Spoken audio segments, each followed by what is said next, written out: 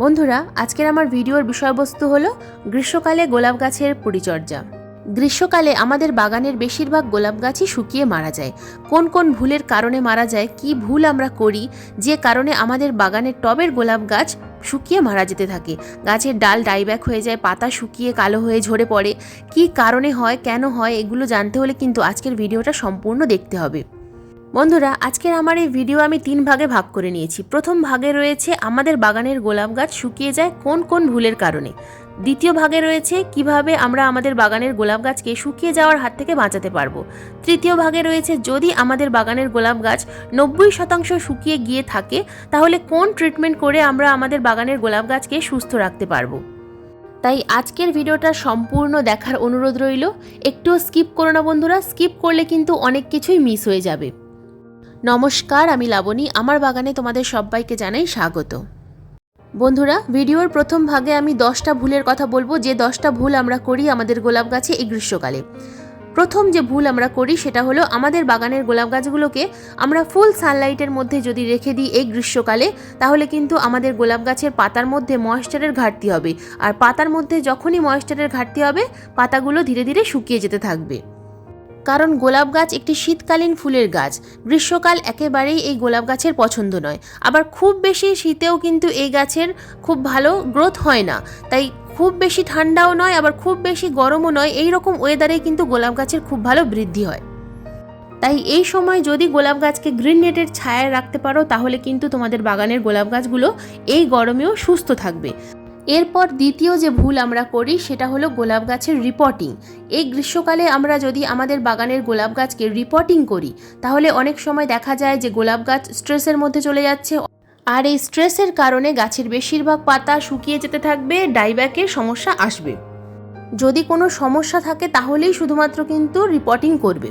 বন্ধুরা, এরপর আসি, যদি তোমাদের কাছে কোনো রকম কোনো কাটিং থাকে, কাটিং থেকে চারা তৈরি হয়েছে এমন কোনো ডাল রয়েছে, অথবা নতুন চারা গাছ কিনে এনেছো, তাহলে রুট বল না ভেঙে তোমরা সরাসরি কিন্তু এই গাছগুলোকে রিপোর্টিং করবে বা নতুন টবে প্রতিস্থাপন করবে।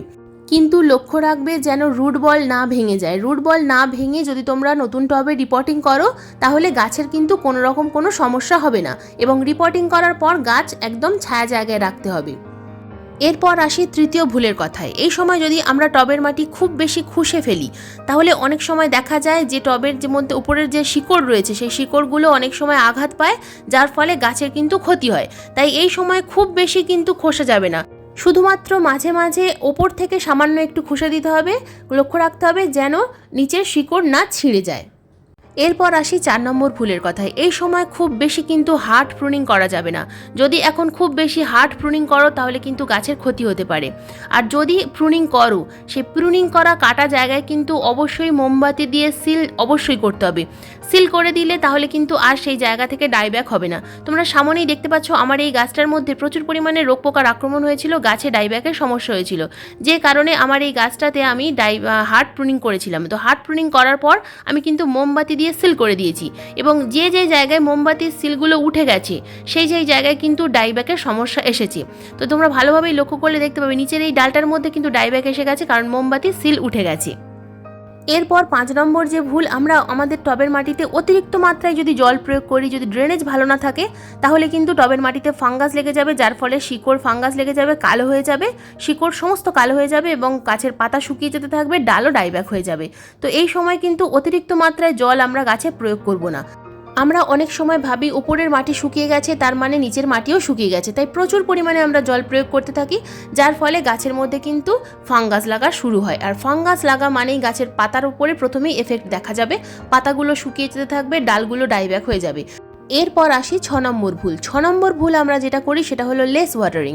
আমরা এতটাই কম জল প্রয়োগ করি যেটা গাছের ক্ষতি হয়। ধীরে ধীরে পাতা শুকিয়ে ঝরে যেতে থাকে, কাণ্ডগুলো ধীরে ধীরে শুকিয়ে আসতে থাকে, শুকিয়ে ডাইব্যাক হয়ে যায়।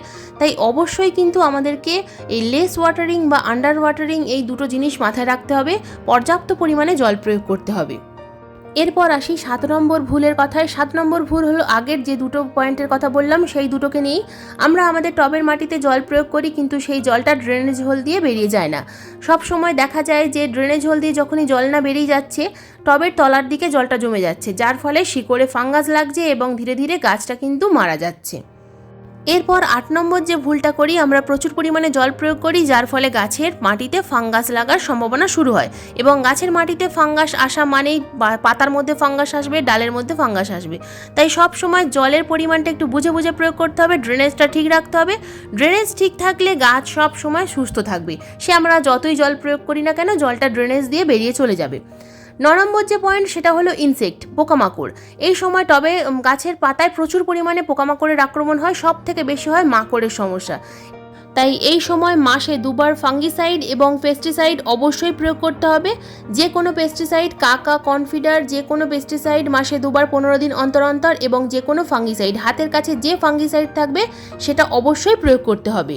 এরপর আসি 10 নম্বর ভুল। 10 নম্বর ভুল আমরা এই সময় যেটা করি, আমরা অতিরিক্ত মাত্রায় ওভার ফার্টিলাইজার দিয়ে ফেলি। অতিরিক্ত ফার্টিলাইজার দেওয়ার ফলে গাছের পাতা এইভাবে শুকিয়ে যেতে থাকবে এবং ডালে ডাইব্যাক আসবে। বিশেষ করে কেমিক্যাল ফার্টিলাইজার তো এখন একেবারেই প্রয়োগ করা যাবে না। কোনো রকম কোনো গরম খাবার এই সময় গাছের মাটিতে প্রয়োগ করলে গাছের কিন্তু ক্ষতি হবে। আর দুপুরবেলা কখনোই টবের মাটিতে জল প্রয়োগ করবে না। জল সবসময় সকালবেলা অথবা সন্ধ্যার দিকে গাছে টবের মাটিতে প্রয়োগ করবে। ভিডিওর প্রথম ভাগে ছিল কোন কোন কারণে আমাদের বাগানের গোলাপ গাছ শুকিয়ে যায় এই গ্রীষ্মকালে। ভিডিওর দ্বিতীয় ভাগে রয়েছে আমরা আমাদের বাগানের গোলাপ গাছকে এখন কিভাবে পরিচর্যা করলে বাগানের গোলাপ গাছগুলো ভালো থাকবে।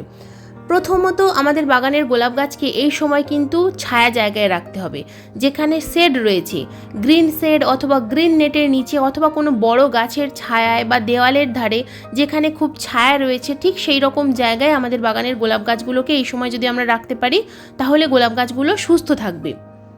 তা না হলে এই পাতা পোড়া বা ডাইব্যাকের সমস্যা কিন্তু সর্বদা লেগেই থাকবে। তাই গ্রিন নেট অবশ্যই প্রয়োজন এই গ্রীষ্মকালে। শুধুমাত্র গোলাপ গাছ নয় বন্ধুরা, আমাদের বাগানের প্রায় বেশিরভাগ গাছই যদি আমরা গ্রিন নেটের ছায়ায় রাখতে পারি, তাহলে কিন্তু গাছগুলো সবুজ থাকবে। দ্বিতীয় ট্রিটমেন্ট, আমরা আমাদের টবের মাটিতে যখনই জল প্রয়োগ করব, লক্ষ্য রাখতে হবে টবের ড্রেনেজ হোল দিয়ে জলটা চলে যাচ্ছে কিনা। তাই খুব বেশিও জল নয়, আবার খুব কমও জল নয়, এই রকমভাবে কিন্তু আমাদেরকে আমাদের টবের মাটিতে জল প্রয়োগ করতে হবে। সবসময় একটু চেক করে যদি জল প্রয়োগ করতে পারো, তাহলে খুব ভালো হয়। তৃতীয় ট্রিটমেন্ট, আমাদেরকে প্রত্যেক দিন সকালবেলা যদি সম্ভব হয় গাছের পাতা খুব ভালোভাবে ঠান্ডা জলে স্প্রে করতে হবে। ঠান্ডা জলে স্প্রে করলে গাছের পাতায় গাছ কিন্তু সবসময় ভালো থাকে। গাছে যদি প্রত্যেক দিন এইভাবে আমরা জল স্প্রে করতে পারি, তাহলে এই প্রচণ্ড গ্রীষ্মকালেও কিন্তু আমাদের বাগানের গোলাপ গাছগুলোতে ফুল ফুটবে, কুঁড়ি আসবে, ফুল ফুটবে। তোমরা সামনেই দেখতে পাচ্ছ আমার এই গাছটাতে কিন্তু কুঁড়ি এসছে। এইরকম অনেকগুলো গাছেই কিন্তু কুঁড়ি চলে এসছে আর ফুলও ফুটবে কিছুদিনের মধ্যেই। তাই জল স্প্রে অবশ্যই আমাদেরকে করতে হবে। তবে যে সমস্ত গাছে প্রচুর পরিমাণে ফাঙ্গাসের আক্রমণ হয়েছে, সেই গাছে কিন্তু জল স্প্রে করা যাবে না। এরপর আসি যে চতুর্থ যে ট্রিটমেন্ট, সেটা হলো আমাদের টবের মাটিতে যদি আমরা সময় মতো জল প্রয়োগ করার সময় না পাই, তাহলে মালচিং অবশ্যই করতে হবে। কোকোপিট বা শুকনো পাতা বা শুকিয়ে যাওয়া ঘাস, এই সমস্ত দিয়ে যদি আমরা আমাদের টবের মাটিকে ঢেকে রাখতে পারি মালচিং করে, তাহলে কিন্তু আমাদের গাছগুলো সুস্থ থাকে। গাছের টবের মাটি সহজে শুকিয়ে যায় না। সহজে যদি শুকিয়ে যায়, মাটি যদি খুব খটখটে শুকনো হয়ে যায়, গাছের পাতা কিন্তু খুব সহজে শুকিয়ে ঝরে পড়বে। তাই এই সময় পারলে মালচিং অবশ্যই করো। এই সময় যদি কোনো রকম কোনো চারা গাছ নার্সারি থেকে কিনে আনো, অথবা যে গাছের চারা তৈরি হয়েছে বাড়িতে, তো সেই গাছকে তোমরা যদি রিপোর্টিং করতে চাও, তাহলে রুট বল না ভেঙে অবশ্যই রিপোর্ট করতে পারো। বন্ধুরা, এবার আসি ভিডিওর তৃতীয় ভাগ অর্থাৎ শেষ ভাগে, ট্রিটমেন্ট। এই সময় আমরা কি ট্রিটমেন্ট করব, যে ট্রিটমেন্ট করার ফলে আমাদের বাগানের গোলাপ গাছগুলো আবার সুন্দর সুস্থ হয়ে উঠবে। তো বন্ধুরা, তোমরা সামনেই দেখতে পাচ্ছ আমার এই গাছগুলোতে প্রচুর পরিমাণে ফাঙ্গাসের আক্রমণ হয়েছে, ডালের ডাইব্যাক আসছে। তো এই সমস্যা থেকে আমরা আমাদের বাগানের গাছকে কিভাবে রক্ষা করতে পারি, এই গাছের রুটের মধ্যে আমরা কি প্রয়োগ করলে আমাদের বাগানের গোলাপ গাছগুলো আবার নতুন নতুন গ্রোথ স্টার্ট হবে এবং সেই ডালে কুঁড়ি চলে আসবে। ট্রিটমেন্ট নাম্বার 1, প্রথম যে ট্রিটমেন্টটা আমাদের করতে হবে, গাছের ডালে যদি ডাইব্যাক চলে আসে, সেই ডাইব্যাকের ডালটাকে কিন্তু আমাদেরকে কেটে ফেলতে হবে। গাছের মধ্যে ডাইব্যাক আসবে গ্রীষ্মকালে, এটাই একটা স্বাভাবিক ঘটনা। প্রায় বেশিরভাগ গাছেই কিন্তু এই সমস্যাটা আসে। তো দেখো বন্ধুরা, নিচ থেকে কিন্তু নতুন নতুন ছোট ছোট শাখা আসছে, অর্থাৎ নিচের দিকের ডাল ভালো আছে এবং উপর দিকের যে ডালটা উঠে গেছে, এই ডালটাতেই শুকিয়ে যাচ্ছে, ডাল ডাইব্যাক হয়ে যাচ্ছে। তো উপর থেকে ডাল শুকিয়ে শুকিয়ে নিচের দিকে নামছে। তো এই সময় আমাদেরকে কিন্তু এই গাছের হার্ড প্রুনিং করতে হবে, এই ডালটার বিশেষ করে। অন্য গাছের কোনো রকমভাবে হার্ড প্রুনিং কিন্তু করা যাবে না। কিন্তু যেখান থেকে ডাইব্যাক শুরু হয়েছে উপর থেকে, তো নিচের শেষ প্রান্ত পর্যন্ত যেখানে ডাইব্যাক শেষ হয়েছে সেই জায়গা থেকে কিন্তু আমাদেরকে ডালটাকে কাটতে হবে। এবং যে কাটা জায়গাগুলো দেখো, যে কাটা জায়গাগুলোতে এগুলোতে কিন্তু মোমবাতি দিয়ে সিল করতে হবে। এই কাজটা তোমাদেরকে অবশ্যই করতে হবে। এই মোমবাতি দিয়ে সিল করলে কিন্তু খুব ভালো রেজাল্ট পাওয়া যায়, আমি আগেও বলেছি। তো মোমবাতি জ্বালিয়ে নিয়ে যে গলা মোম, এই মোমটাকে কিন্তু এই যে কাটা জায়গায় ধীরে ধীরে লাগিয়ে দেবে। তো এই যে সিল করা হয়ে গেল, এই সিল করার ফলে কিন্তু আর বাইরে থেকে কোনো রকম কোনো ফাঙ্গাস অ্যাটাক করতে পারবে না। এটা খুব সাবধানে করতে হবে, আগুন লেগে যেন কচি পাতা না শুকিয়ে যায়, তো এটা খুব সাবধানে করতে হবে। দেখো আমি কিন্তু এইভাবে লাগিয়ে দিলাম। তো এই মোম যদি বাই চান্স উঠেও যায়, তোমরা কিন্তু আবার লাগিয়ে দেবে, কারণ উঠে গেলে ফাঙ্গাস লেগে যাবে, ডালে ডাইব্যাক এসে যাবে, আমি আগেই তোমাদের দেখিয়েছি। তো দেখো এই যে কচি কচি ডালগুলো আসছে, এইগুলো কিন্তু এবার সুন্দরভাবে গ্রোথ নেবে, আর কিন্তু এই কোনো রকম কোনো সমস্যা এই গাছে আসবে না। এবার আসি ট্রিটমেন্ট নাম্বার 2। এরপরে ট্রিটমেন্ট করার জন্য আমি হালকা করে নিড়ানির সাহায্যে মাটিটাকে খুশে নিচ্ছি। প্রথমেই বলেছি খুব বেশি কিন্তু ডিপে খোসা যাবে না, খুব বেশি খুশলে কিন্তু এই সময় শিকড় কেটে যেতে পারে, যার ফলে রুট কিন্তু আর নতুন করে এখন তৈরি হবে না। এই গ্রীষ্মকালে রুটের গ্রোথ কিন্তু খুব কম হয়, তাই খুব ধীরে ধীরে আস্তে এই ডাল মাটিটাকে খুশে দিতে হবে। দেখো আমার খোসা হয়ে গেছে, এবার আমি রুটের ট্রিটমেন্ট করব। তো রুটের ট্রিটমেন্ট করার জন্য আমি এখানে নিয়েছি অ্যালোভেরা। তো এই একটা গাছের জন্য একটা পাতা নেবে, যদি দুটো গাছ হয় তাহলে দুটো পাতা নেবে, যেমন সংখ্যায় গাছ থাকবে ঠিক তেমন সংখ্যায় কিন্তু অ্যালোভেরার পাতা নিতে হবে। তো আমি এখানে 4টে পাতা নিয়েছি, তো আমার 4টে গাছে এই সমস্যা রয়েছে, তো 4টে গাছে আমি অ্যাপ্লাই করব। তো 4টে অ্যালোভেরার পাতা আমি কিন্তু খুব ভালোভাবে থেঁতো করে নিয়ে 500 ml জলের মধ্যে আমি 4-5 ঘন্টার জন্য ভিজিয়ে রেখেছিলাম। তো এর মধ্যে আমি হাফ চামচ দিয়ে দিলাম হলুদ গুঁড়ো, এই 500 ml জলের মধ্যে দিয়ে দিলাম হলুদ গুঁড়ো।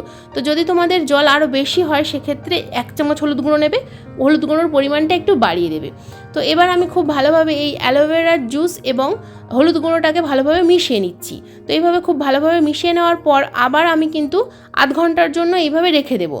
তারপর আমি কিন্তু এটাকে গাছে প্রয়োগ করব। কিন্তু প্রয়োগ করার জন্য আমি কিন্তু এই যে লিকুইডটা তৈরি করলাম এই রুট ট্রিটমেন্ট করার জন্য, এটাকে আমি আবার অন্য সাধারণ জলের সঙ্গে কিন্তু মিশিয়ে নেব, সরাসরি আমি টবের মাটিতে প্রয়োগ করব না। তো দেখো অন্য একটা পাত্রের মধ্যে আমি কিন্তু আরও 500 ml জল নিয়েছি, সেখানে এই 500 ml জল আমি কিন্তু ছেঁকে নিচ্ছি। তো এই অ্যালোভেরার খোসাগুলো টবের মাটিতে প্রয়োগ করব না, শুধুমাত্র অ্যালোভেরার জুস এবং হলুদ গুঁড়োটাই টবের মাটিতে প্রয়োগ করব।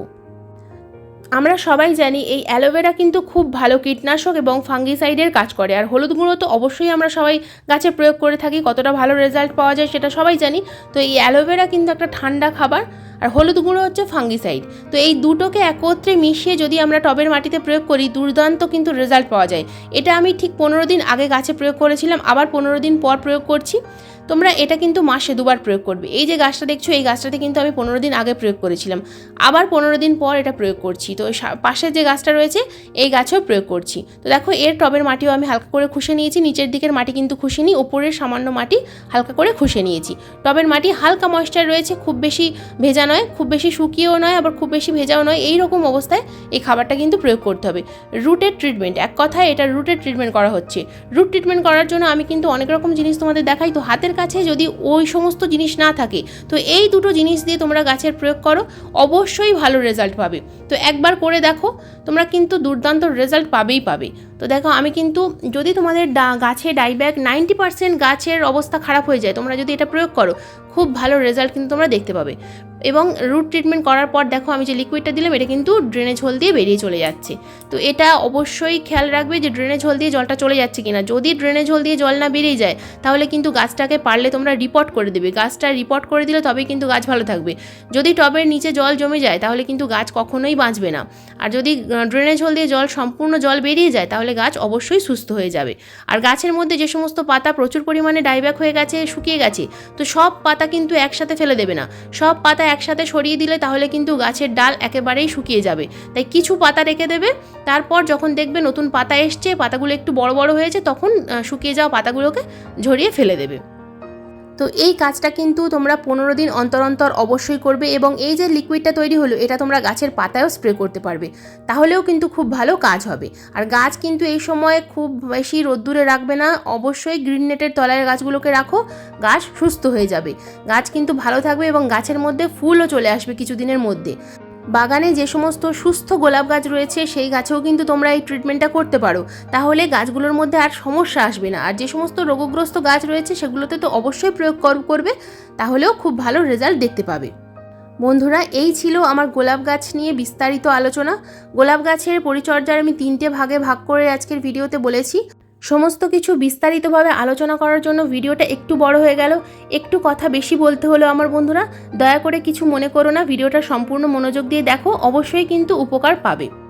আজকের ভিডিও এই পর্যন্তই। ভিডিওটা কেমন লাগলো অবশ্যই কমেন্ট করে জানাবে। ভালো লাগলে একটা লাইক করো, শেয়ার করো, আর চ্যানেলে যদি নতুন বন্ধু হয়ে থাকো চ্যানেলটাকে সাবস্ক্রাইব করে পাশের বেল আইকনটা প্রেস করে দিও এই রকম নিত্য নতুন বাগান সংক্রান্ত ভিডিও দেখার জন্য। আজকের ভিডিওটা সম্পূর্ণ মনোযোগ দিয়ে দেখার জন্য তোমাদের সবাইকে জানাই অসংখ্য অসংখ্য ধন্যবাদ।